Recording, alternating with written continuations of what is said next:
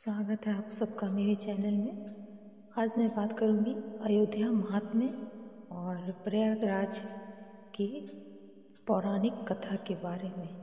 त्रेता युग में भगवान विष्णु के अवतार भगवान श्री रामचंद्र जी का जन्म अयोध्या में हुआ था और द्वापर युग में भगवान विष्णु के अवतार श्री कृष्ण का जन्म मथुरा में हुआ था। इसलिए अयोध्या श्री राम की जन्मभूमि होने के कारण और मथुरा श्री कृष्ण का जन्म स्थल होने के कारण हिंदुओं के लिए दोनों प्रमुख तीर्थ स्थल हैं और सप्तपुरियों में गिने जाते हैं। अयोध्या को साकेत तथा अवध भी कहते हैं और यह प्रथम तीर्थंकर ऋषभदेव की जन्मभूमि भी है, इसलिए जैनियों का प्रमुख तीर्थस्थल भी है। आज से लाखों वर्ष पूर्व अयोध्या में वैवस्वत मनु नामक राजा हुए। उन्होंने सबसे पहले अयोध्या को अपनी राजधानी बनाया। इन्हीं राजा के पुत्र इक्ष्वाकु हुए और 62वीं पीढ़ी में अज, 63वीं पीढ़ी में दशरथ और 64वीं पीढ़ी में श्री रामचंद्र जी का जन्म हुआ। वैवस्वत मनु से लेकर इक्ष्वाकु, रघु, दिलीप, हरिश्चंद्र, दशरथ और श्री रामचंद्र तक सभी सूर्यवंशी राजाओं की राजधानी अयोध्या रही। भगवान श्री रामचंद्र जी के स्वर्ग सिधारने के पश्चात अयोध्या उजड़ गई, किंतु जन्मभूमि सुरक्षित रही।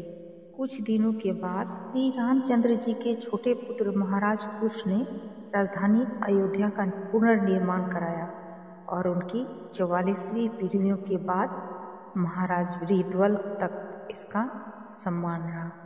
महाभारत के युद्ध में महाराज बृहद्रथ अभिमन्यु के हाथों वीर गति को प्राप्त हुए और एक बार फिर अयोध्या उजड़ गई, किंतु श्री राम जन्मभूमि उसी प्रकार रही।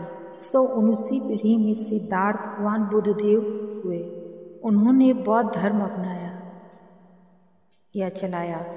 उनके निर्माण के पश्चात जब सारे भारत में बौद्ध धर्म प्रचलित हो गया तो राम जन्मभूमि का विशाल मंदिर भग्न अवस्था में हो गया था और बौद्ध धर्म वालों का ध्यान इस ओर नहीं गया। इसलिए कुछ समय बाद मंदिर गिरकर नष्ट हो गया, किंतु मंदिर में स्थापित मूर्ति उसी प्रकार सुरक्षित रही और उस समय की सनातन धर्मी जनता एक वृक्ष के नीचे उसी पर श्री राम नवमी के दिन पुष्प आदि चढ़ाकर उत्सव मनाया करती थी।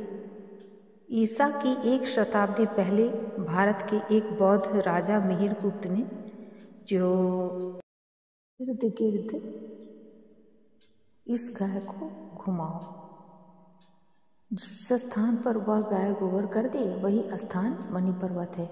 फिर वहां से 500 धनुष नापकर उसी ओर उसको ले जाकर घुमाओ।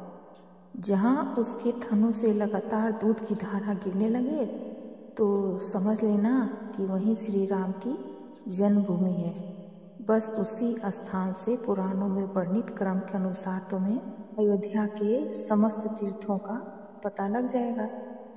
इतना कहकर तीर्थराज प्रयाग वहाँ से अदृश्य हो गया और ठीक रामनवमी के दिन महाराज विक्रमादित्य ने एक 9 पुरुषुता गाय तीर्थराज प्रयाग द्वारा बताए गए क्रम में घुमाई। जब वह गाय भगवान श्री रामचंद्र की जन्मभूमि पर पहुंची तो उसके बनों से, उसके थनों से अपने आप दूध की धारा गिरने लगी।